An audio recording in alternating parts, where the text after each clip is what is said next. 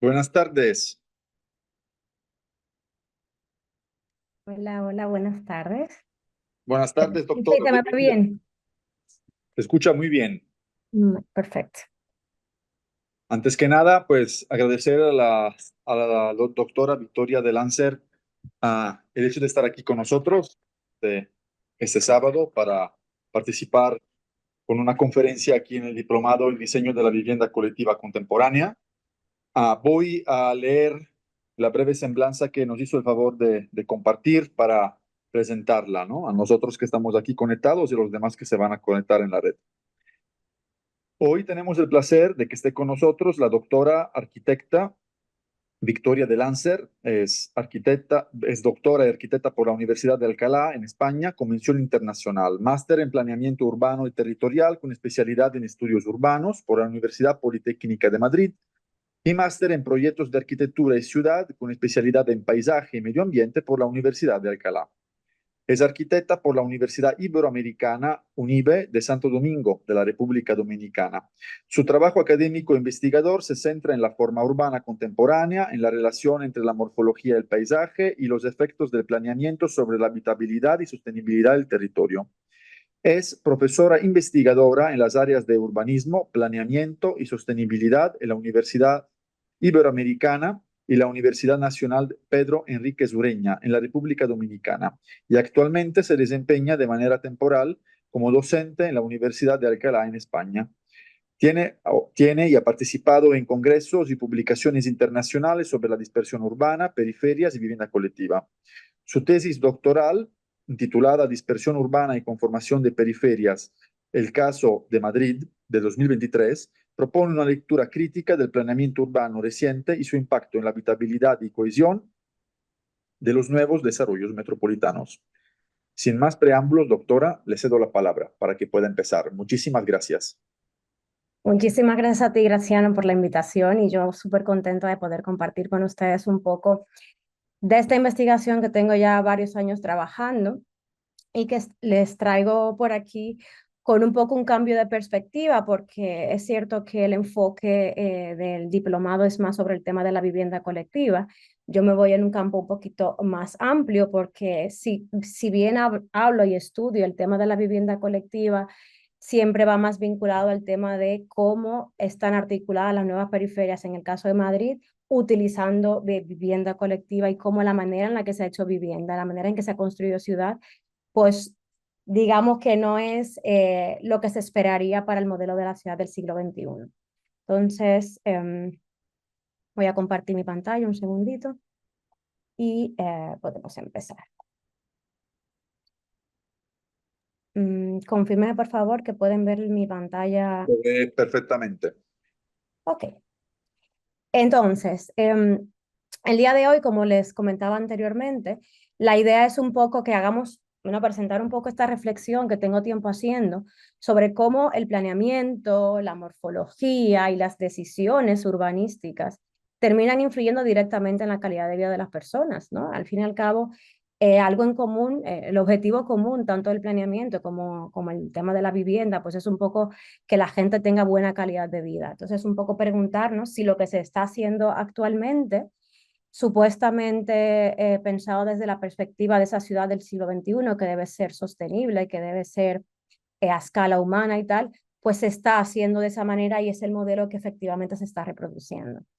Entonces, vamos a decir que mi área de estudio actualmente es la ciudad de Madrid y yo lo que hago es estudiar los barrios más recientes, los que se han desarrollado a partir del plan del 97, que aún sigue vigente, todavía está vigente, debería revisarse, pero no se ha podido. Y yo lo que parto un poco de dos perspectivas. Quiero romper un poco dos mitos, por así decirlo. El primero, que Madrid como ciudad, cuando pensamos en Madrid, la idea que nos viene a todos, incluso al que lo conoce como turista, es que es una ciudad densa, compacta, mixta y con una vida urbana muy activa, cuando la realidad lo que demuestro es que si bien el centro lo es, su periferia, no metropolitana, sino urbana, no sigue estos parámetros. Y la segunda idea con la que quiero romper, esta que tenemos en el imaginario colectivo de que El modelo suburbano, perdón, es aquel que tiene esta tipología de vivienda unifamiliar, que está en la periferia, conectado de centro comercial y carreteras, ¿no? Que el modelo suburbano va mucho más allá. El modelo del urban sprawl americano que tenemos en nuestra cabeza podría definir uno de los modelos de dispersión, pero no es el único. Entonces, entro un poco en esa reflexión de cómo es Madrid en su periferia y cómo estas periferias pertenecen más a un modelo disperso que a un modelo compacto. Entonces, eso es un poco las dos ideas que intento demostrar con mi investigación. Entonces, confírmeme por favor que se pasó la diapositiva. A veces me pasa que le vaya a pasar y no. Sí. Perfecto, muchas gracias. Entonces, el contenido que veremos hoy lo he dividido como en 5 partes. Primero hablaré un poquito de ese contexto madrileño, donde ya me he adelantado un poco y he comentado por qué escojo Madrid como objeto de estudio para estudiar la dispersión, que es algo que en principio cortocircuita a algunas personas, como se lo comento. Luego veremos una muy breve revisión de ese modelo disperso, que en qué consiste el modelo disperso realmente. Luego las características de la periferia reciente, usando los PAU, que son los barrios más recientes desarrollados en la ciudad de Madrid desde los años 2000 aproximadamente. Luego los parámetros del modelo disperso identificados en estos barrios y finalmente unas reflexiones finales ante ese modelo resultante.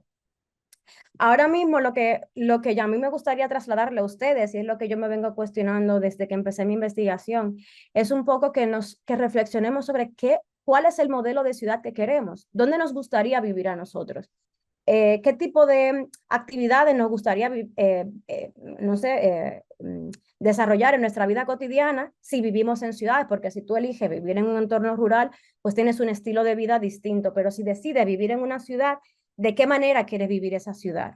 Y ver que las decisiones de planeamiento influyen directamente en esa forma, en esa calidad de vida, y que a veces lo que se plantea de una manera, si no se tiene una visión correcta, termina siendo de otra. Es poco también una crítica fuerte al planeamiento. Entonces, entrando ya un poco en contexto y un poco justificando por qué Madrid como modelo disperso, y en pantalla tenemos un poco, voy a coger el puntero, en pantalla tenemos en blanco, todo lo blanco, el municipio de Madrid, ¿no? Y lo que está marcado en rojo son los barrios periféricos que yo estudio. Y lo demás, pues, es el resto de la ciudad consolidada, ¿no? Entonces, esta exploración de Madrid como modelo disperso y de referencia, además, para nuevos barrios en toda España, es totalmente distinto al Madrid compacto que podríamos pensar, ¿no? Al Madrid tradicional. No solamente el casco histórico, sino que también el ensanche posterior del siglo XIX e incluso los barrios que se desarrollaron hasta la década de los 80 presentan un modelo urbano totalmente distinto. Es una ciudad más compacta, más viva, con más mezcla de usos, con unas densidades muy altas, una gran compacidad y una gran complejidad. Y es muy distinto a estos barrios que voy a presentarles.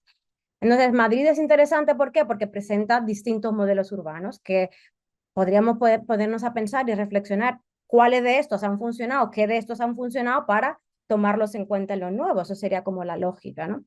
La verdad es que no ha sido así, no se ha tomado como referencia, digamos que los ingredientes que hacen que la ciudad de Madrid, la parte consolidada, funcione de manera densa, compacta y compleja, como lo he dicho, y vamos a intentar mencionar esos aspectos que hace que la ciudad, pues esta nueva ciudad, termine siendo más perteneciente al modelo disperso que al modelo tradicional que entendemos de la ciudad de Madrid. Y viene el colofón un poco de, ¿y esto cómo afecta a la vida de las personas? Porque podrían preguntar, ajá, ¿y qué importa si es disperso, es compacto o es mixto? Es un poco, ajá, ¿y esto cómo afecta a quienes viven allí? ¿Cómo esto afecta a su calidad de vida y su forma de habitar la ciudad? Entonces, bueno, aquí en esta simplemente redundaba un poco en que si bien El modelo disperso en nuestra cabeza suena a vivienda unifamiliar en las periferias, las gate community, los barrios cerrados, las urbanizaciones en Latinoamérica. Pues no, hay algo un poquito más allá que la tipología arquitectónica en lo que conforma el modelo disperso. Y es lo que vamos a decir, bueno, a describir brevemente un poco en este segundo acápite, que titulo Modelo disperso revisado, una aproximación teórica. ¿Qué es esto de la dispersión urbana? Entonces, de manera sintética, porque ahí yo tengo todo un capítulo sobre esto, intenté reducirlo bastante. El modelo disperso, si lo buscamos la definición, el urban sprawl se define como esa expansión física de áreas urbanas hacia la periferia, hacia zonas periféricas, y los parámetros que se suelen utilizar para definirlos suelen incluir la baja densidad, que se refleja en una baja concentración de población, una dispersión de las construcciones, están separadas, no es nada, no es nada, no están cerca. Es todo lo contrario, básicamente, al modelo compacto. Suele ser un uso de suelo monofuncional, residencial, donde todos los usos distintos a este se configuran en una o varias manzanas unificadas de centro comercial y colegios a veces, y centros de barrio. Y el tema es que están a las afueras de la ciudad, que al ser monofuncionales dependen directamente del automóvil, ¿no? Entonces, esa dependencia del automóvil es algo muy voluntario, se ha hecho aposta, este tipo de modelos, el modelo americano se diseñó de esta manera. Y esa es la idea que regularmente tenemos del modelo disperso. Y no es un error pensarlo así porque esa es una de las definiciones. Lo que pasa es que hay más formas de analizarlo. O sea, para poder evaluar ese nivel de dispersión, ¿no? O sea, primero hay que entender que el modelo disperso no es un modelo único y estático en el tiempo, que incluso podría ser el estado actual de un nivel de desarrollo que podría modificarse o puede ser una fotografía final. O sea, puede ser un proceso o puede ser el resultado de decisiones tomadas a propósito, ¿no? Entonces, se puede medir desde diferentes perspectivas. Al revisar la literatura al respecto, yo encontré como distintos enfoques y formas de definirlo. A veces era por su impacto negativo sobre el territorio o las personas, la vida de las personas, hasta el tema de salud y obesidad. Por su forma urbana, esta forma orgánica que no responde a nada más que a un diseño medalaganario en torno a veces a una naturaleza artificial. Una baja densidad y un uso de suelo monofuncional, o sea, definido literalmente como monofuncional y baja densidad. Y también a veces la literatura habla del modelo disperso explicando qué factores o sea, lo generan, qué factores en el territorio, qué factores en las decisiones políticas o en las decisiones económicas hace que se cree el modelo. Yo, como encontré tantas formas distintas de definirlo, dije, bueno, tengo que encontrar una definición que me englobe todo de manera práctica. Entonces, la que utilizo en mi investigación es esta de García y Calatayud, Muñiz García y Calatayud, del 2006, en la que ellos dicen que el modelo es el sprawl, el modelo disperso, es una expansión urbana caracterizada por al menos una de las siguientes pautas. Y es importante que tomemos en cuenta que con que exista una, ya entraría en esa definición de modelo disperso.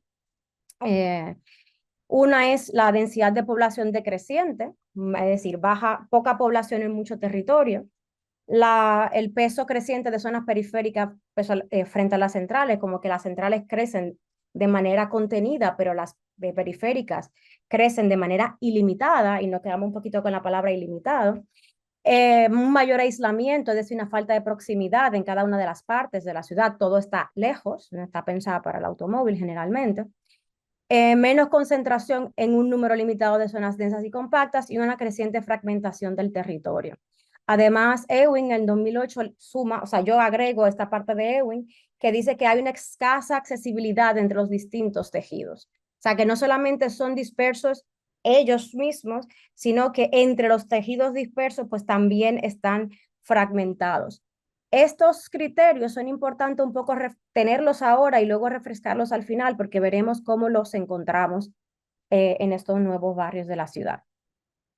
Existen algunos parámetros que nos ayudan también a entender cómo se pueden configurar distintas formas de dispersión. Es decir, si lo vemos a nivel de agrupación de usos, podrían salir distintos modelos.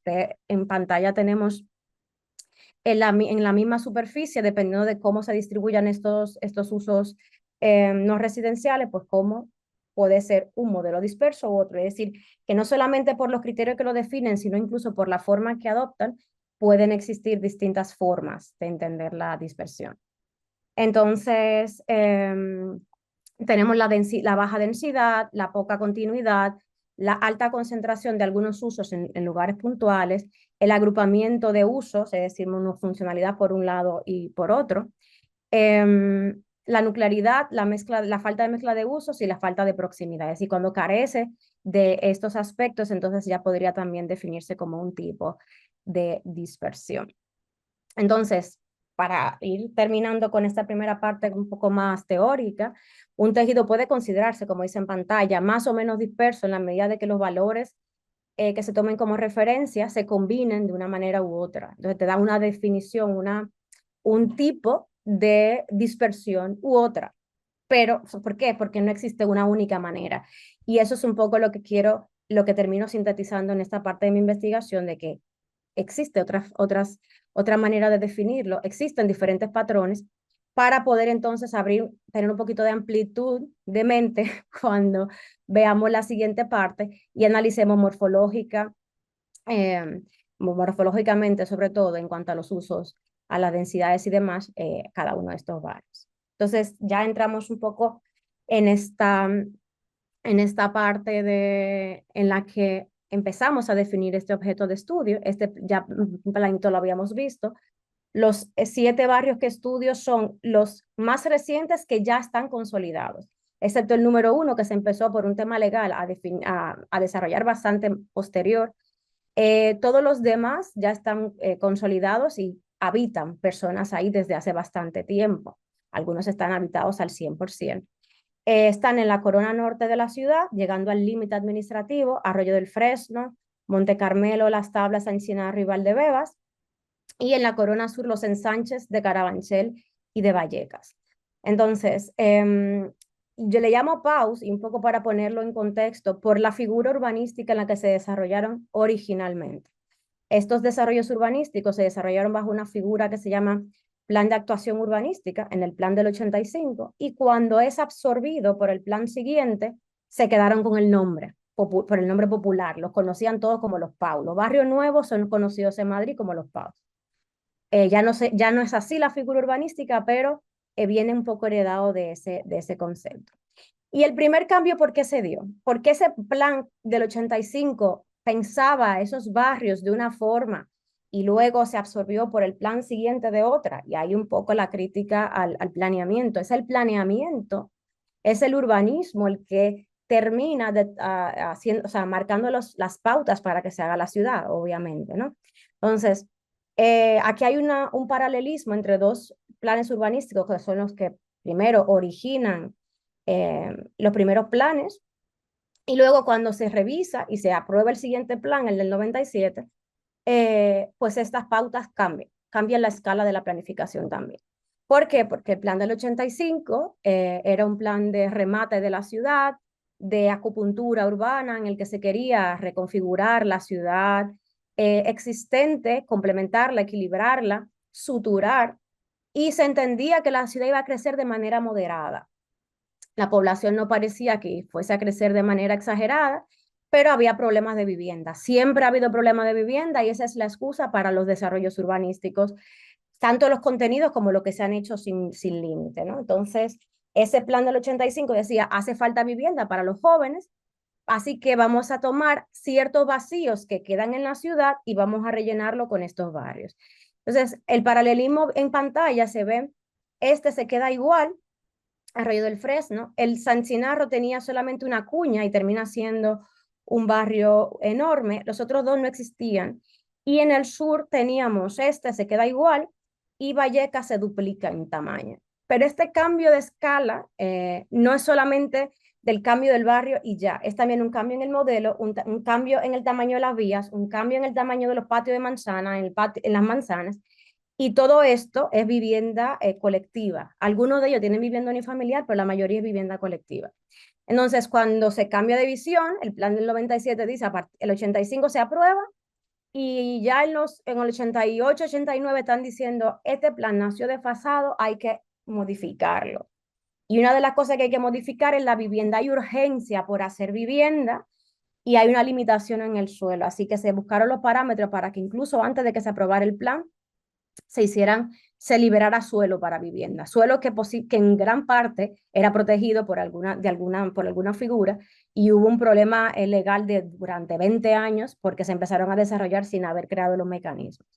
Entonces, ¿qué hace el plan del 97? Hay un cambio político, hay un cambio de visión y este plan del 97 lo que dice es, vamos a desarrollar la ciudad del siglo XXI, la ciudad que tiene que generar nuevas centralidades, la ciudad que tiene que eh, llegar hasta el límite, o sea, liberar la mayor cantidad de suelo posible para que se pueda hacer más vivienda, porque los jóvenes están yendo del municipio porque aquí no hay vivienda. Entonces, rompe con esa idea del plan anterior de solamente acupuntura y de rellenar. No, no, no. Aquí es, vamos a llegar hasta el límite. Hay un vacío entre la ciudad consolidada y el límite, pues vamos a construir todo lo que se pueda hasta el límite. Y entonces vino este cambio de paradigma, pasando, por ejemplo, de proyectarse 11.000 y pico de viviendas nuevas viviendas, a 90.000 en el siguiente, o sea, para que entiendan un poco el cambio de escala. No me voy a alargar demasiado en el planeamiento porque vamos a ir viendo aquí, ahora cuando veamos las características de estos barrios, un poco cómo se proyectó, ¿no? O sea, cómo estas decisiones de visión de ciudad, ese cambio en la visión de ciudad, se vio reflejada en el territorio y en la forma que tomó la ciudad para luego visionar cómo esto afecta la vida, la calidad la calidad de vida de las personas. Estamos hablando que entre las 7 actuaciones se ocupan unas 3.292 hectáreas, 93 hectáreas casi, y la construcción de unas 90.569 viviendas. Tanto la distribución de la vivienda como la superficie de las actuaciones es bastante dispar, no son iguales en cuanto a eso, porque a una van desde las 148 hectáreas, por ejemplo es bastante pequeñito, hasta las 1.000 y pico de hectáreas que tiene este barrio de aquí, y van desde las 3.000 viviendas hasta las 28.000. Lo que sí me parece bastante son las densidades brutas.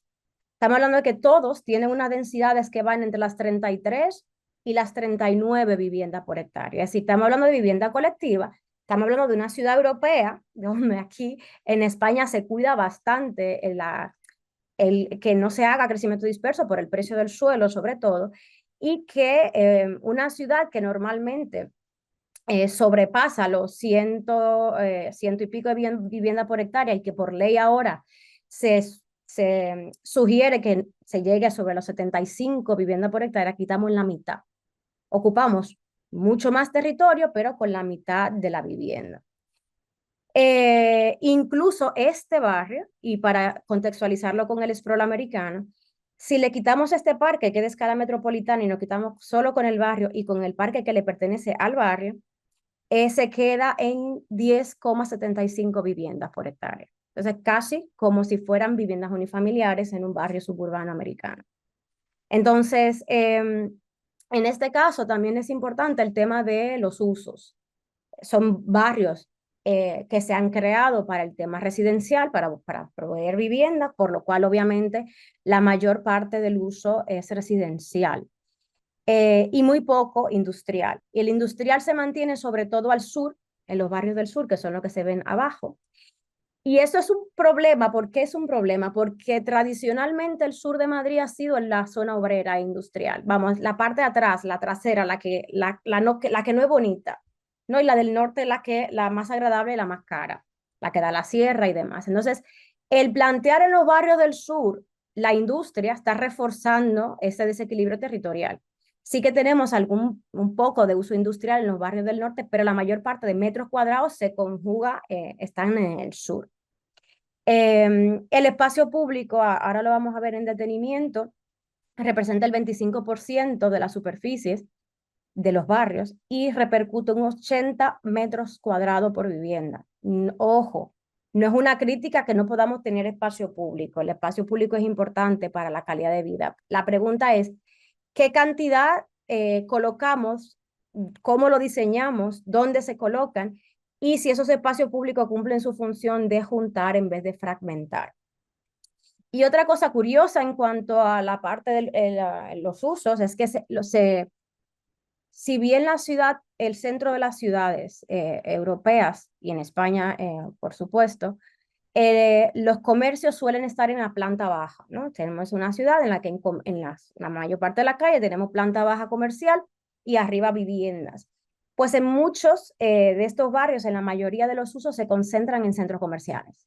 Centros comerciales que no solamente existe uno en cada uno de los barrios, estos en amarillo son los centros comerciales o terciario, oficinas, sino que esos centros comerciales se colocan enganchados. Este es un terciario, este es el centro comercial, centro comercial, centro comercial, centro comercial. Enganchan de la autopista. Es decir, que ese es el centro comercial que brinda servicio al barrio, pero le da la parte de atrás al barrio, lo pone en un extremo y le engancha de una autopista. Entonces la gente no va caminando al centro comercial aunque le quede al lado, va en auto, ¿no? Entonces se refuerza ahí bastante esa dependencia del automóvil por el tema de los centros comerciales que dan su mejor fachada a autopista, para el que viene desde fuera, el que viene en auto, y da su peor fachada al interior. Entonces, en esta diapositiva, perdón, en imagen, tengo una comparativa del centro de la Almendra, el casco histórico, perdón, de Madrid.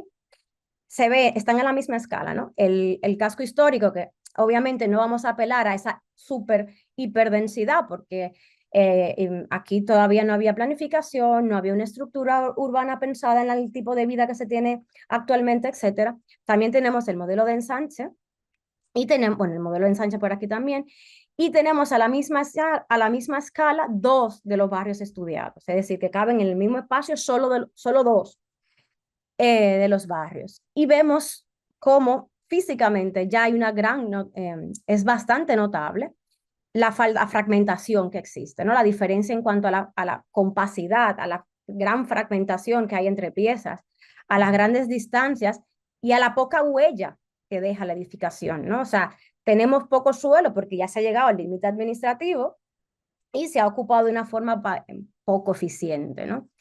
Entonces, aquí en pantalla, además, algunos datos generales de, bueno, cuánta vivienda tiene cada uno, las densidades brutas e incluso las densidades netas. La densidad neta incluye las áreas verdes y aún metiendo las áreas verdes no se llega a los 75 viviendas por hectárea, que es lo que se sugiere que se tiene que tener en la ciudad contemporánea como media alta, o los 65 viviendas por hectárea que se necesita para que el transporte público funcione de manera eficiente. Aquí también tengo en pantalla la comparativa. Me gusta poner comparativas porque no todos conocemos la ciudad de Madrid.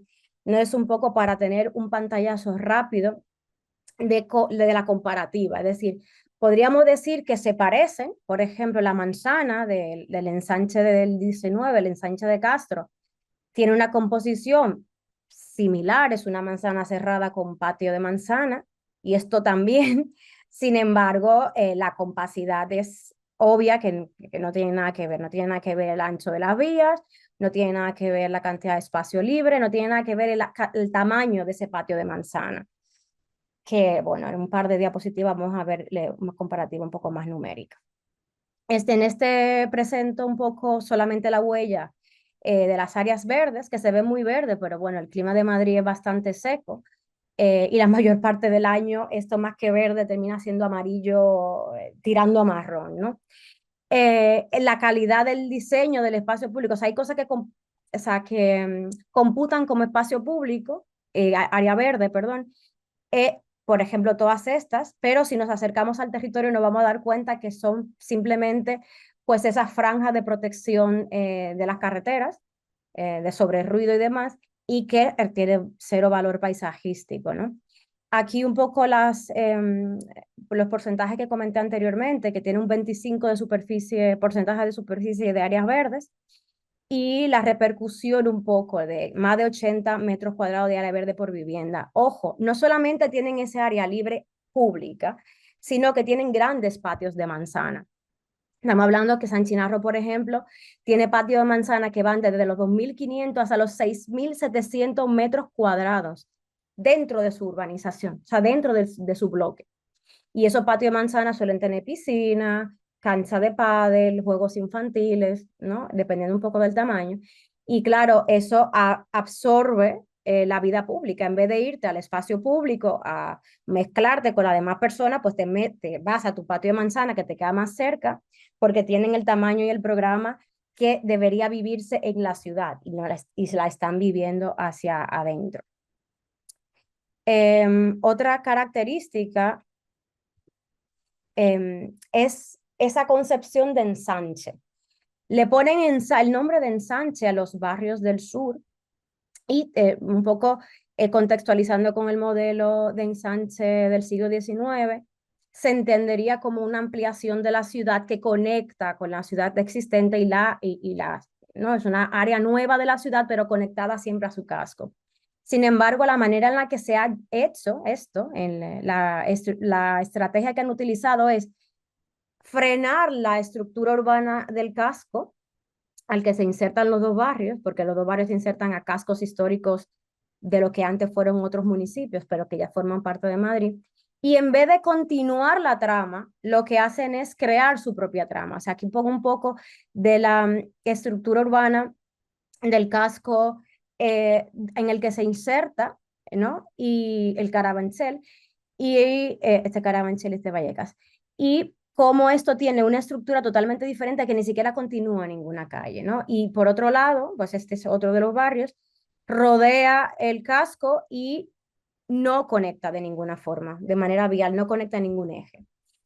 La forma que han adoptado todos estos barrios ha sido la de, queda un vacío entre la ciudad, entre una autopista y otra, vamos a rellenarlo usando de forma ese vacío que ha quedado ahí. O sea, no ha sido una decisión de vamos a ampliar, vamos a continuar, vamos a terminar la ciudad de manera conjunta, sino que, bueno, aquí queda un vacío entre una autopista y otra autopista y vamos a rellenarlo sin pensar en cómo al estar separado por autopista, pues están generando como distintas islas totalmente desconectadas una de otra a pesar de estar al lado, la una de la otra.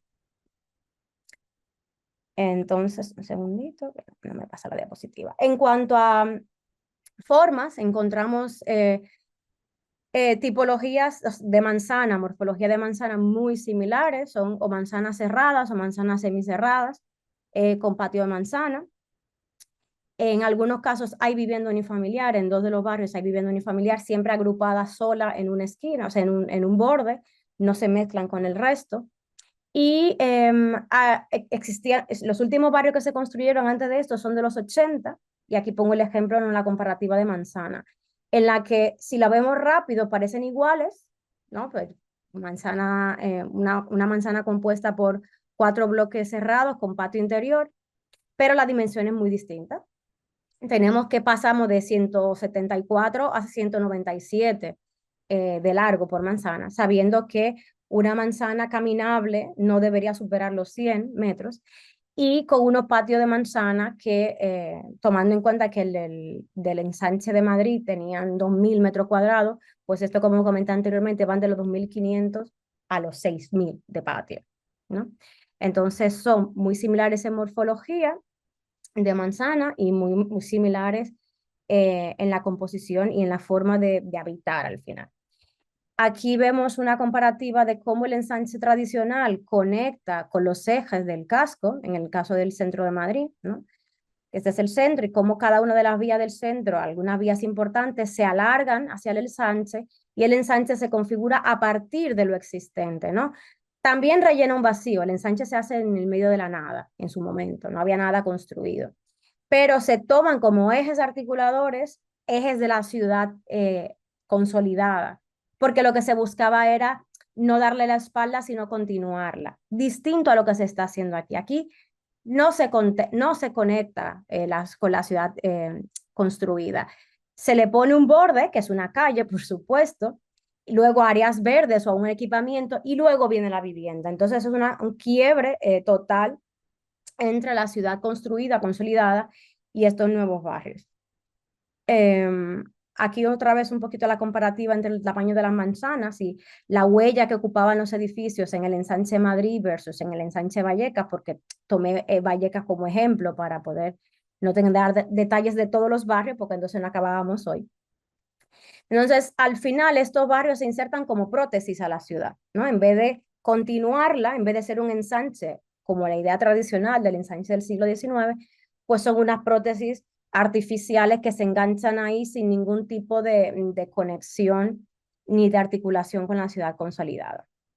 Entonces, bueno, aquí ponemos un poco distintos planos que podemos ver la tipología de la manzana o cómo se organizan los usos y algunos datos importantes de cuánto representan los usos terciarios, la cantidad de viviendas. De hecho, este es el Pau que tiene más densidad y tiene una característica curiosa que vamos a ver en la siguiente diapositiva, y es que el barrio original en el plano del 85 solo era esta parte de aquí, ¿no? Y con la nueva modificación se corta con una autopista de más de 6 carriles y se le agrega esta parte. Entonces, en esta parte hacen una ciudad lineal de vivienda unifamiliar que ubican aquí en un extremo, en la parte verde más bonita, un centro comercial, por supuesto, y esta mega autopista que lo divide. O sea, es que ya ni siquiera se siente como un único barrio. Son dos barrios partidos por autopista, pero no solamente la autopista es grande, sino que las vías interiores dentro del barrio es esto. Esas son fotos tomadas del Street View y vemos un poco lo, lo abierto y vacío y poco a escala humana que se siente en estas calles al interior, ¿no? Esta que se ve, estoy señalando con el puntero, es esta de aquí. Y esto de aquí es la autopista, ¿no? Yo hice la foto desde el puente, desde este puente. Entonces, está roto, el barrio está roto en dos, está separado de la ciudad porque la abraza con una calle y la separa con un equipamiento. Y además está nada vinculada ni siquiera a sus dos piezas, ni con la ciudad consolidada, ni dentro del propio barrio. Concentra los usos en el centro comercial, que está conectado a autopista, ni siquiera da la cara al barrio. Y por supuesto, para vivir aquí hay transporte público, pero ahora vamos a ver que ese transporte público no es del todo eficiente. ¿Y por qué no es del todo eficiente? Porque para garantizar la viabilidad económica del transporte público se necesitan unas densidades edificatorias de al menos 60 viviendas por hectárea. Recordemos que este no llega a 40. Entonces, el transporte público existe, hay metro. Lo que se ve aquí es el radio de acción de 400 metros a partir de las paradas del metro. Es decir, el metro llega, sí. Pero ¿a dónde llega y qué tanto conecta? ¿Qué tanto tengo que caminar para llegar a la parada del metro? ¿No? Entonces, tenemos estas tres paradas, pero toda esta parte del barrio, toda esta parte del barrio y toda esta de aquí pues evidentemente está a una distancia que si bien se puede caminar, no es la más recomendada. ¿Y cómo vemos cómo esto afecta a la vida de las personas? Bueno, fácilmente. En la encuesta de movilidad posterior a anterior a la pandemia, perdona, porque la pandemia cambió todos los parámetros de movilidad, pero justo la anterior de la pandemia, hay una encuesta de movilidad para ver cómo se desplaza la gente dentro de cada uno de los barrios de Madrid. Y en este en particular, como digo, es el que tiene mayor densidad. Si vemos los porcentajes, casi el 57% de las personas se desplaza en auto, ¿no? En auto privado. En transporte público, el 24% y en a pie el 17%. Si lo comparamos con el casco histórico, ¿no? Vemos que en el casco histórico el 57% se mueve en transporte público y solo el 13% se desplaza en auto. O sea que obviamente hay algo en la composición, en la mezcla de uso y en las distancias que hace que en una parte de la ciudad uno se mueva, utilice ciertos medios de movilidad y en estos barrios se desplace de otra forma. Aquí hay algunas referencias o un poco de fotos para ubicarnos dentro de los barrios, para ver que sí, es cierto, es vivienda colectiva, pero no se siente como una ciudad compacta. También tiene algo curioso de este barrio, es que si también tiene carril bici. Entonces, si te venden la idea, pues tiene carril bici diferenciado, genial, que es sostenible. Es decir, esos vacíos que me quedan de metro, lo hago en bici. Pero cuando vamos a analizar el carril bici, son estas líneas rojas que van por aquí, o estos zigzag que van por aquí, que decimos, si voy borracho, igual me parece lúdico y divertido, pero si voy del metro que va por aquí a esta parte del barrio, pues no, no comunica. Es un carril bici, pues lúdico para divertirte, pero no para comunicarte de manera eficiente. Ni pasa por aquí, hace unas vueltas, pero siempre de manera periférica, no entra al barrio y la forma que tiene también es bastante curiosa, por así decirlo. Entonces, ya vimos un poco qué era el modelo disperso, vimos algunas decisiones que se han tomado a partir del planeamiento y que se ven reflejados en los barrios. Ahora vamos a intentar retomar un poco esas definiciones o esos parámetros que definen el modelo disperso para ver cuáles encontramos en los barrios, ¿no? En estos barrios periféricos. El primero, el crecimiento sin límite, ¿no? Yo les comenté que uno de los parámetros es esa mentalidad del modelo suburbano, del sprawl, de que la tierra es infinita y que se puede crecer hacia afuera sin ningún problema y sin pensar en nada, pues estos planes a nivel de planeamiento o sea, se aprobaron al mismo tiempo o sobre los mismos años y no se puso un límite temporal. Vamos a llegar al límite administrativo porque hay que hacer vivienda y además todo a la vez, ¿no? Fue una estructura de hacerlo pues todo al mismo tiempo. Ojo, esta parte de aquí se está desarrollando ahora y no hemos aprendido nada. Se están reproduciendo los mismos modelos de los planes anteriores. Entonces, esa idea de el plan de clasificar la cantidad de suelo suficiente para que puedan desarrollar vivienda y que esa clasificación permita esa construcción hasta el fin de los tiempos para garantizar que se solucione el problema de la vivienda. Oh, sorpresa, han pasado 20 años y sigue habiendo problema de vivienda. Si salimos por Madrid a buscar dónde alquilar, no encontramos disponibilidad. No hay vivienda para alquiler y para compra hay que conseguir unos cuantos millones dentro de Madrid. Hay que irse a las afueras obligatoriamente. E incluso en los municipios periféricos hay problema de vivienda. Entonces, no se puede decir literalmente, si construyo más vivienda, si la construyo, ya el mercado se estabilizará y no sé qué, porque no es así. Ni se ha abaratado el costo de la vivienda, ni hay suficiente vivienda para toda la gente que necesita tenerla. Estamos hablando de ambas cosas, de régimen de compra y de alquiler. Hay una alta concentración de los usos en puntos concretos y una baja mezcla. Los rojos son los residenciales, ¿no? Los azules oscuros son los equipamientos y los amarillos son los terciarios. Fíjense que no se mezclan. Ahí no hay una mezcla. Vivienda unifamiliar en naranja está en el extremo del campo de golf. Vivienda unifamiliar en el extremo de la autopista. Vivienda unifamiliar en el frente al parque bonito. Vivienda unifamiliar lineal en el entorno verde también, ¿no? O sea, es una alta concentración en puntos concretos, pero no se mezclan. Aquí no hay mezcla de nada, ni de clases sociales, ni de edades. Estos barrios se han diseñado para familias jóvenes con niños pequeños y los equipamientos son todos colegios. Eh, Colegios, centros de salud y más a todo vinculado a familias jóvenes. Algunos tienen una residencia de adultos mayores, pero no, la mayoría es para esto. Y ahora vamos a ver un poco el tema social, que tampoco. Tenemos una baja densidades, es decir, otro de los parámetros los encontramos aquí. Vamos desde los 10 hasta los 39, ¿no? Entonces, no tenemos densidad para hablar de ciudad compacta, para hablar de ciudad de la que busca el modelo del siglo XXI, porque a todo esto, lo que a mí me gustaría encontrar, y estoy en ello, por ahí empecé mi investigación, es qué es lo óptimo entonces para el siglo XXI, qué tipo de ciudad tenemos que crear. Entonces, mucha densidad, poca densidad, media densidad. Bueno, poca densidad no va a ser, ya está demostrado que no es sostenible, y demasiada densidad tampoco. Por eso, por lo menos aquí, se recomienda unos 75 viviendas por hectárea. Aquí no llegamos ni de broma en estos barrios.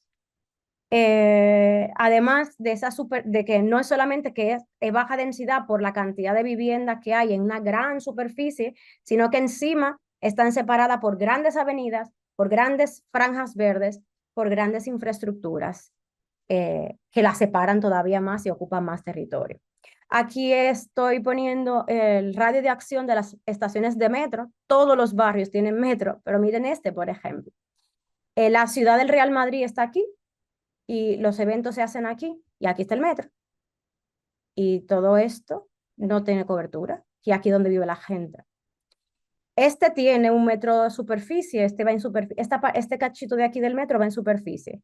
Pero, perdón, todo esto queda sin cobertura, todo esto queda sin cobertura. Quienes vivan aquí cogen el coche, siempre. O sea, cogen el carro y se van a sus distintos trabajos y formas de vida.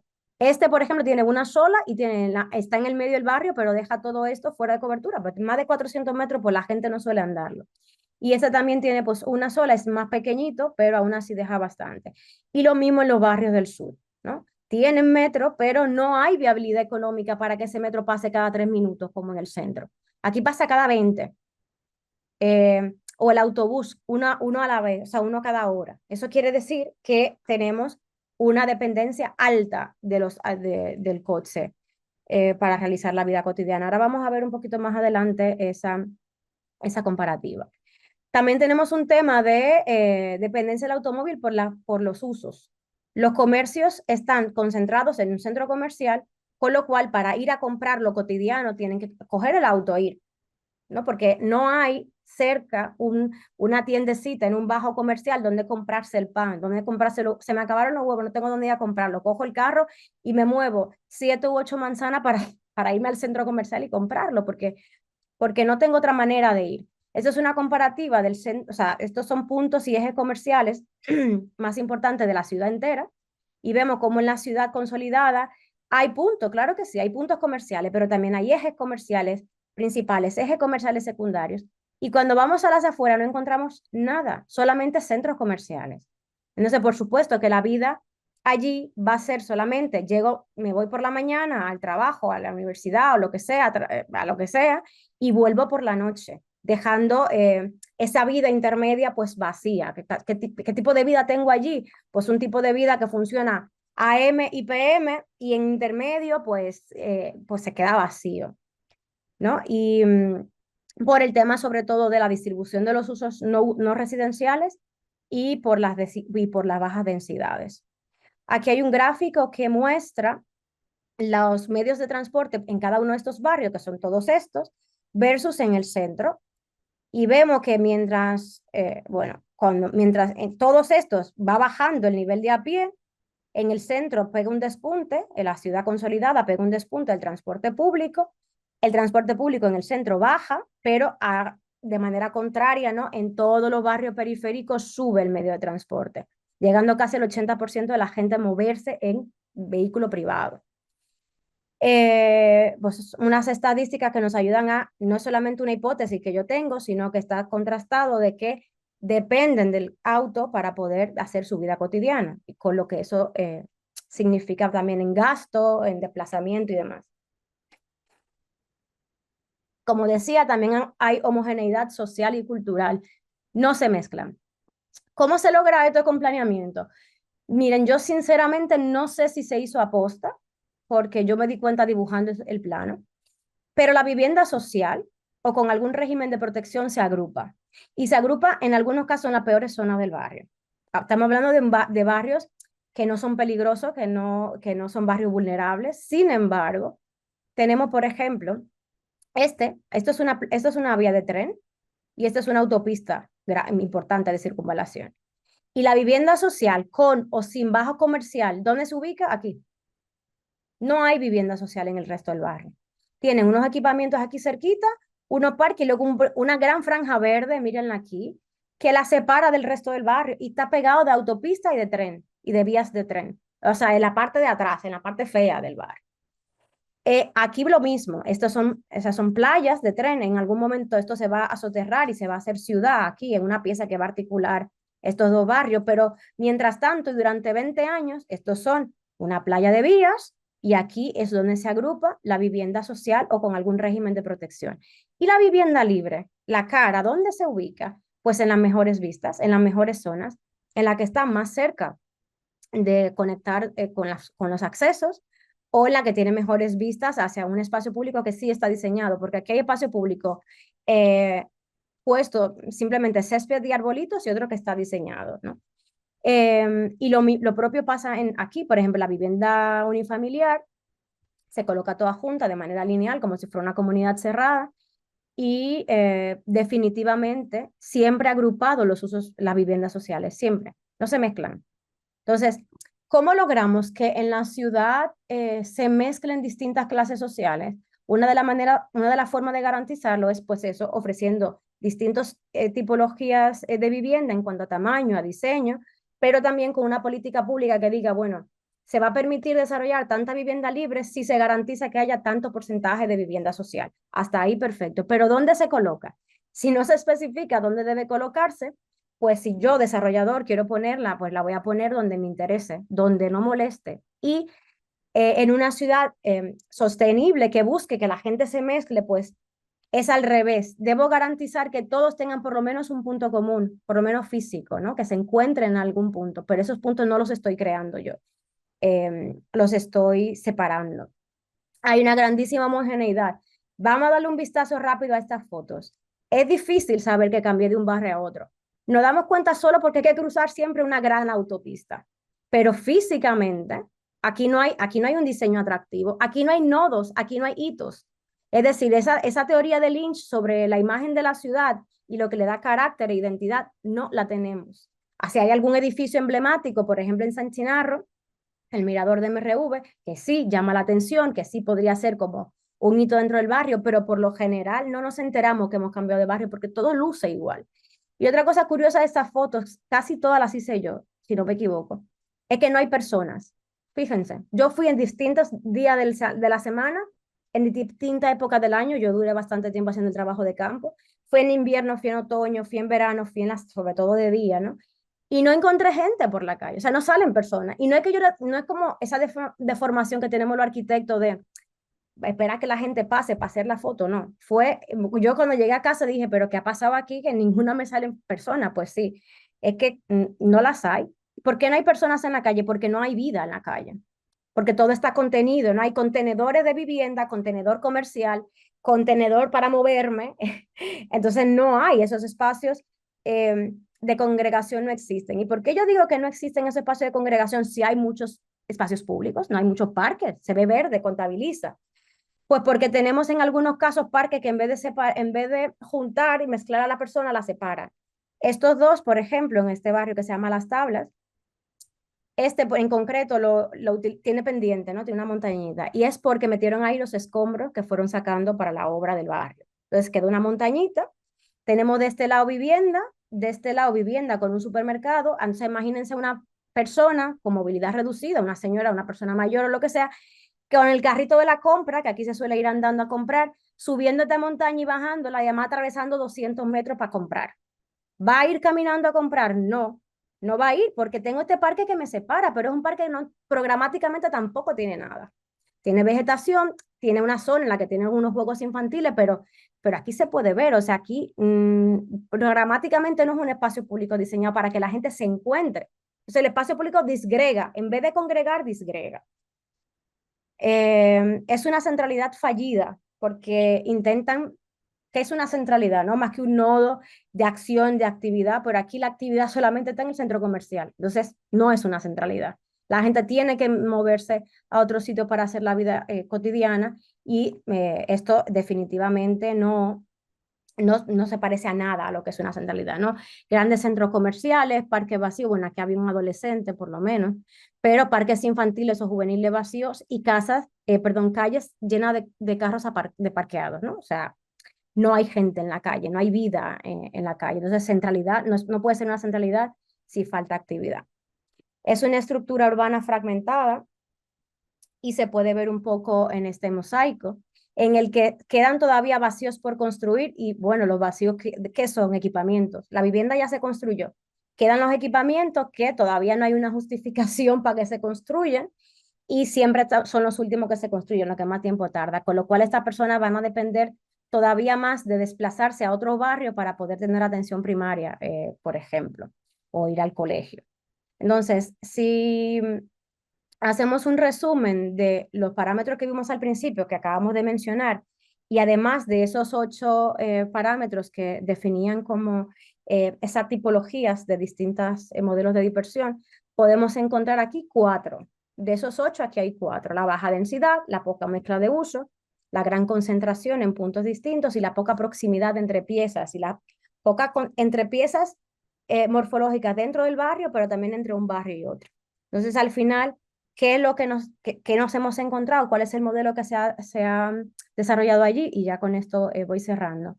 Pues lo que encontramos es que estos barrios representan un modelo urbano disperso y de baja densidad, que era esa primera definición básica del sprawl, ¿no?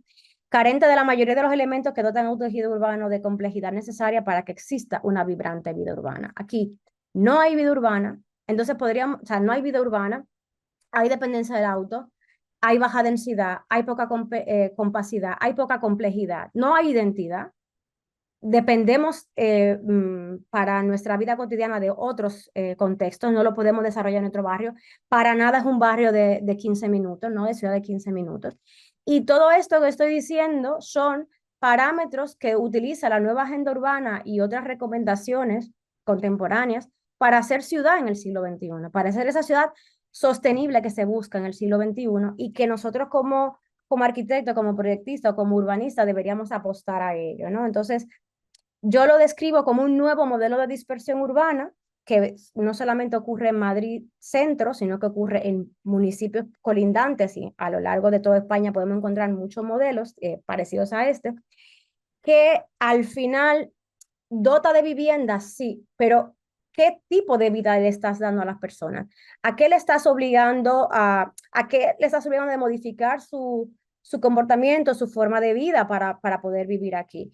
Esas largas distancias, durar horas en atascos para llegar de un punto a otro, esa dependencia del auto, esos pocos lugares de integración con los vecinos, de no conocerte de nada, de mantenerte en tu espacio personal, en tu patio de manzana, de no salir al espacio público, ¿no? Para tener vida colectiva. Entonces, al fin y al cabo, es un modelo de desarrollo residencial puramente, cuya estructura urbana no parte de la escala humana, ni fomenta la movilidad peatonal. Las propias calles, los propios parques fragmentan la ciudad en vez de integrarla. Y al mismo tiempo esas grandísimas distancias pues hace que no sea caminable. Es un territorio fragmentado, discontinuo, que fomenta la segregación, que fomenta la segregación social también, no solamente la física, la social, la económica, de uso, de espacio. Es decir, tenemos una ciudad que se va diluyendo, ¿no? A medida que nos vamos separando del centro, pues se va diluyendo y se va perdiendo esos términos de urbanidad. Entonces, ya para ir cerrando un poco, hacer esta reflexión crítica de que muchas veces cuando se hace ciudad hay que pensar un poco en cuál es el foco de esta ciudad que se está creando, qué es lo que se quiere conseguir, qué tipo de vida queremos que tenga la gente, porque el planeamiento decide todo, el diseño luego también, porque el diseño luego el diseño de la vivienda tiene que adaptarse a lo que le marque el plan, pero con qué criterio vamos a hacer ciudad es algo que tenemos que tener muy claro. ¿Qué quiero lograr y en qué me voy a enfocar? En esa calidad de vida de las personas, en esa ciudad a escala humana, en esos espacios a escala humana, ¿no? Pensado para ellos. ¿Es una ciudad que se planea o lo que estamos es fabricando urbanización como industrial? ¿Se está buscando una compacidad? ¿Está haciendo esto real? Porque al final este plan que planteó muchísimas ideas se materializó de una manera el resultado es distinto. O sea, se buscaba una cosa, pero los medios que se utilizaron no fueron los adecuados, digo yo, ¿no? Y al final hay que pensar que lo que se está produciendo es una forma urbana que desincentiva totalmente el uso activo de la ciudad, el uso activo de la vida cotidiana. Entonces, es evidente, ¿no? Que a pesar de que en estos barrios pase el tiempo, a menos que se tomen medidas concretas de diseño, o sea, de cambio en el plan, en el planeamiento, no puede cambiarse. Es decir, aquí no es que, no, estás en grado de consolidación y cuando aquí viva todo el mundo para lo que está planificado va a ser mejor. No, no porque ya se está viendo, estos barrios, algunos tienen 20 años construidos, que no va a haber a lo largo del tiempo más vida, ni más movimiento, ni más mezcla, porque ya lo estableció el planeamiento. A menos que se cambie el planeamiento y se empiece a redensificar, a modificar las secciones de vía, a incluir carriles bici, a permitir bajos comerciales fuera del centro comercial, no va a cambiar. Entonces es crucial pensar en cómo querríamos hacer la ciudad y empezar a corregir estos errores desde las políticas públicas urbanísticas, ¿no? Entonces, eh, me quedo con esta reflexión final de empezar a pensar en esos requisitos que busca la ciudad del siglo XXI, que no dice la agenda urbana, que no dicen los autores que están escribiendo sobre esto desde hace ya bastante tiempo, ¿no? Queremos que lo que se busque es una ciudad pensada para las personas a la escala humana, que sea un urbanismo flexible y adaptable, por si el plan no funcionó, pues entonces que haya mecanismos para poderlo modificar y no que se quede como una foto estática. Deberían hacerse nuevas formas de configurar la ciudad, alternativas que ya se están implementando en otras ciudades como adaptadas al cambio climático o con un enfoque ecológico o esto de la ciudad de los 15 minutos, un poco los parámetros que marca la agenda urbana y sobre todo que verdaderamente se mejore la calidad de vida de las personas. Entonces yo me quedo con esto, ya con esto cierro, de que tengamos siempre en nuestra mente, tanto como diseñadores de proyectos de vivienda o lo que en algún momento puedan quizá dedicarse a temas urbanos, a pensar quién es, para qué hacemos esto, o sea, cuál es nuestro objetivo, cómo queremos que vivan las personas en nuestros espacios. En el espacio de vivienda es el mínimo, pero también en el espacio máximo de la ciudad. ¿Cómo queremos que se integren? ¿Cómo queremos que se mezclen? ¿Cómo queremos que se desplacen? Y en función de esto, pues tener un diseño un poco más humano, un poco más adaptado a estos parámetros de la ciudad sostenible del siglo XXI. Y ya con esto cierro. Muchísimas gracias por su atención y espero que les haya parecido interesante y un poco abrir debate por si quieren comentar algo o hacer alguna pregunta. No, Victoria, ha sido sin duda muy interesante, ¿no? Ese tipo de abordaje y de enfoque, ¿no? Sobre estas expansiones de la ciudad de Madrid. De hecho, yo pude visitar hace unos cuantos años, cuando vivía en España, tanto el barrio de San Chinarro como el otro este de Carabanchel, ¿no? Sí. Y me quedé, porque yo fui allí a revisar como unos conjuntos de vivienda colectiva, incluso de interés social, diseñados por arquitectos incluso muy De importantes. renombre, sí, la vivienda social se hizo en todo esto con arquitecto de firma. Eso fue una Uno era, estrategia. uno era Morphosis en Carabanchel, ¿no? Esa especie de mad building, ¿no? Blanco, Sí, gigante, y el otro es lo que acabas de mencionar de MBRDB ahí en San Chinarro, ¿no? sí, El edificio el este, mirador. el Mirador, exacto. Y la verdad fue muy lamentable la visita a estos lugares, ¿no? Porque, digamos, de una cierta forma, posiblemente se ha invertido, ¿no? Como en el diseño, en la conceptualización, ¿no? De sus edificios, pero realmente lo que se nota, lo que pude notar, y tú ahora con esta investigación como que me lo demostraste, digamos, ya con datos puros y duros, ¿no? Y crudos, es que realmente lo que falta ciudad, ¿no? Es decir, pues hay arquitectos que allí le metieron mucho pensamiento en cómo esas estructuras tenían que diseñarse, ¿no? Que llegar a la planta baja, pero realmente luego caminando por allí te sientes muy disperso. Esta cuestión que remarcaste, ¿no? De fui a hacer fotografías, ¿no? Y realmente pues no había nadie. Pues yo también me preguntaba cuando caminaba en estas calles, porque se ven muchísimos edificios de vivienda, ¿no? O sea, a lo mejor no se llega a esta densidad, ¿no? De 65, 75 bienes por hectárea, pero tú al final ves mucha vivienda, pero el tema es que pues no hay nadie en la calle y de Hay hecho viviendas y autos, viviendas y autos aparcados. muchos autos. Y de hecho lo que recuerdo es que me impactó mucho el tema de cómo llegas a estos lugares y de cómo te vas. Nosotros pues habíamos llegado pues en metro, ¿no? Con el metro, pero realmente es que luego del metro para moverte dentro del barrio, pues sí caminas un montonal de cuadras y cuando te tienes que regresar, pues preguntas, digo, oye, pero es que no es tan accesible, ¿no? Este transporte público, ¿no? Por lo tanto, al final, aquí se nota, ¿no? A partir de tu exposición de la investigación, que sí es importante tener como punto fundamental, ¿no? del proyecto, lo de la que la vivienda pues tiene que hacer ciudad, ¿no?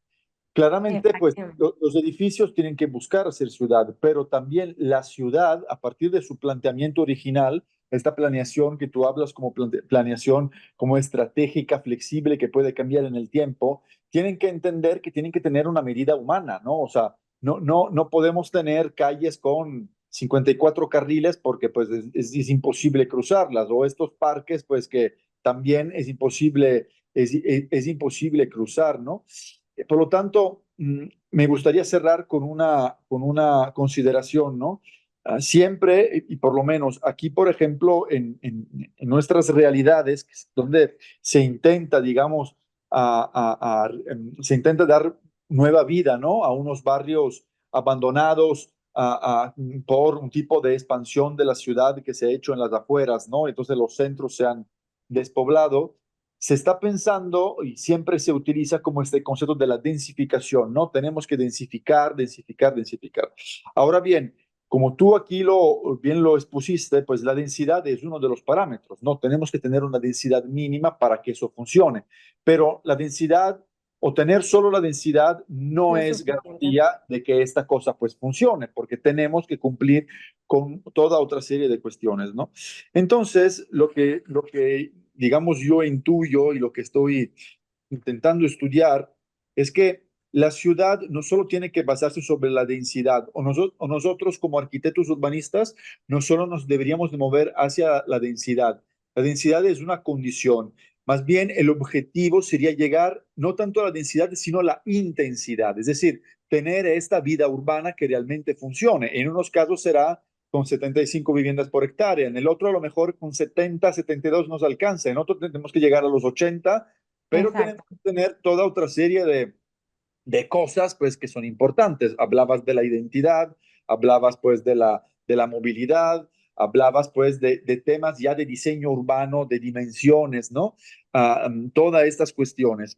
Ahora bien, tú aquí estudiaste pues el tema, pues un tema muy particular que es de la ciudad de Madrid, pero tú vienes, digamos, de una realidad latinoamericana, ¿no?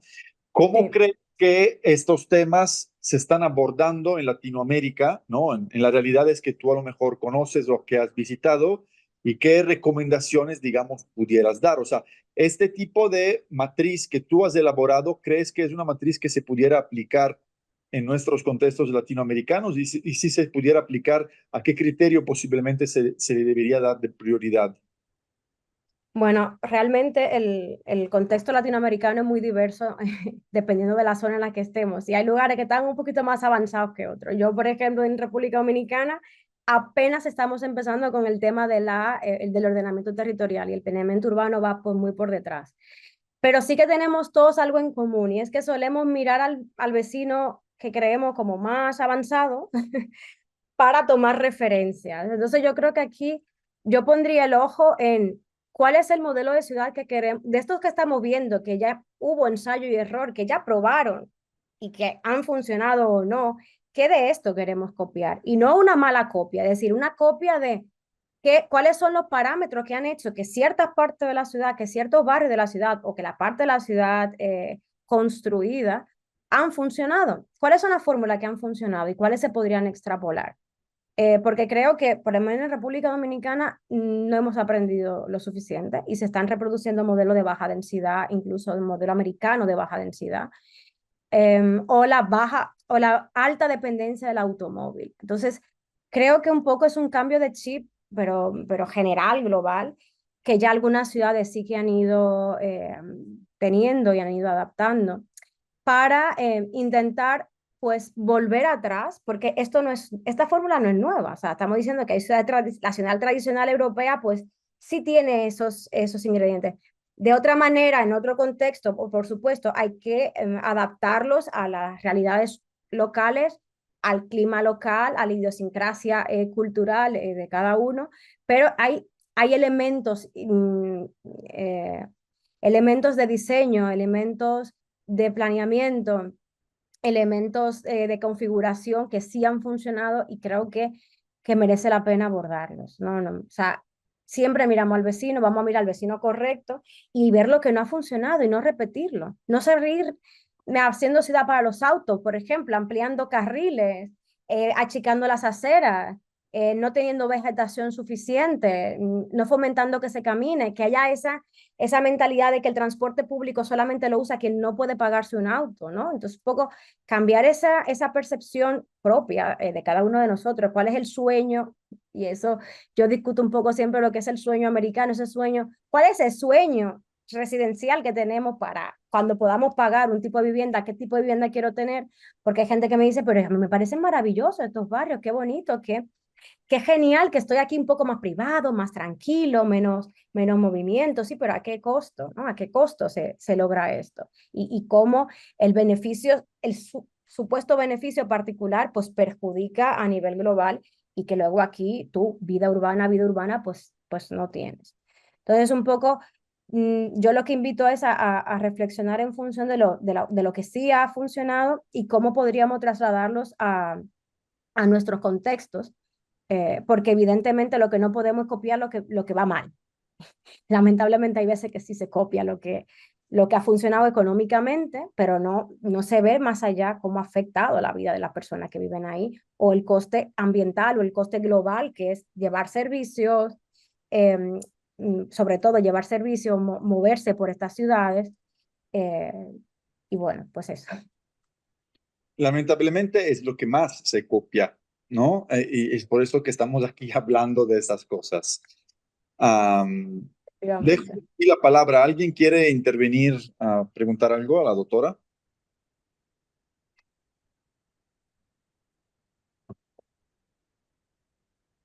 ¿No? ¿No? Bueno, cualquier duda que tengan, que les vaya surgiendo, lo que sea, si quieren hacer alguna consulta, tienen mi correo en pantalla y sin ningún problema yo suelo responder bastante rápido y muy encantadísima de poder pues colaborar con cualquiera que le interesen estos temas o que necesiten bibliografía de este tipo o lo que quieran. Se apunten el correo o a través de Graciano. Ah, mira, hay una pregunta. Roberto, Sí, bueno, me siento muy identificado con los comentarios, sobre todo porque aquí donde vivo yo en Monterrey ocurre algo similar a eso, ¿no? El hecho de voltear a ver a lo que creemos que es la mejor solución y lo que actualmente aquí, ya lo he dicho anteriormente en otras charlas, en otras clases, pero lo que normalmente aquí dicen los gobernantes es, queremos tener un planteamiento de ciudad como brincando la frontera.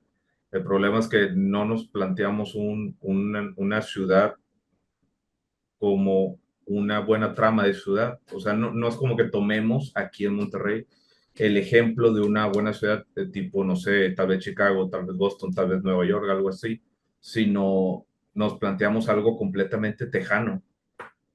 Y no es por demeritarlo, pero realmente pues no tenemos a mi criterio las condiciones de infraestructura como para tener calles tan anchas, los salarios no son tan grandes como allá, evidentemente.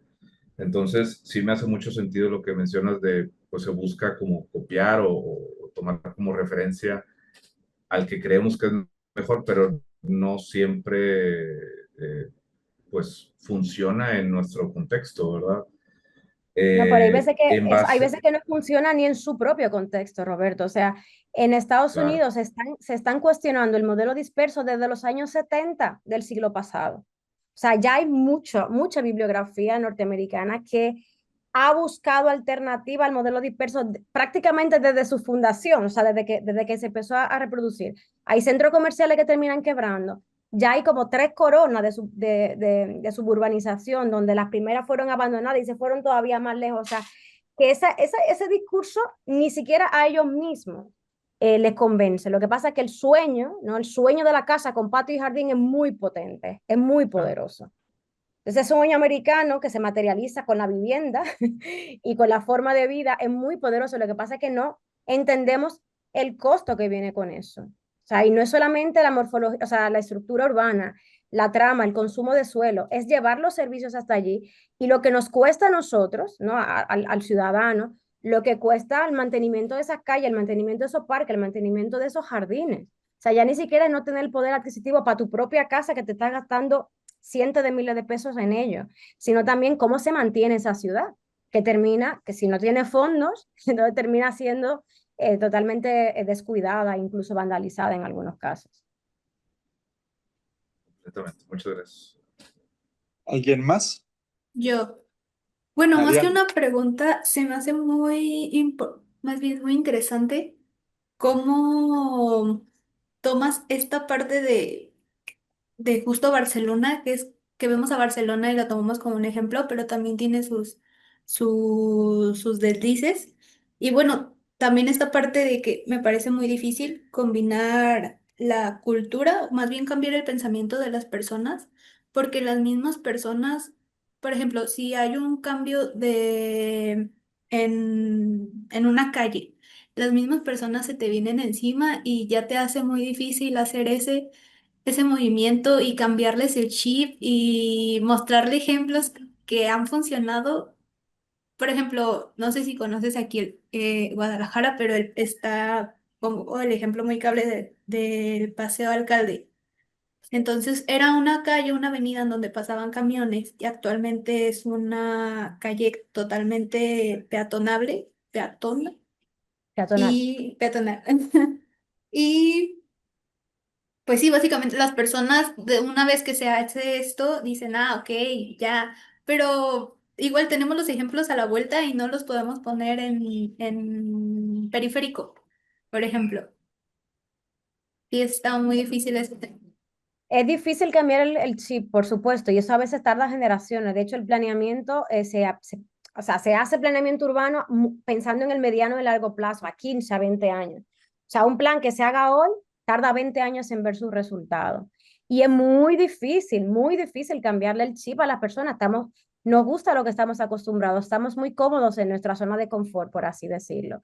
Em, y sí, yo también vengo de un país en el que mis alumnos, la mayoría son dominicanos, pues yo soy profesora virtual en República Dominicana, y cada vez que yo les digo que hay otra forma de hacer ciudad y otra forma de vivir, se sorprenden. O sea, no les cabe en la cabeza muchas veces que se puede vivir de otra forma y vivir bien y mejor, como cómo vamos a ir en bici con el calor que hay aquí, o cómo vamos a ir en bici con todo lo que llueve aquí, o cómo vamos a caminar tanto con el calor que hace. Y es como, señores, hay otra parte del mundo con climas similares o peores, donde la gente camina, donde la gente va en bicicleta, donde la gente hace vida de barrio o vida esta de 15 minutos, y es posible. Sí, lo que pasa es que eso solamente se logra, bueno, se logra empezando por dos cosas. Primero, que los tomadores de decisiones, gobernantes, alcaldes, presidentes, ministros, ellos tengan un cambio de visión.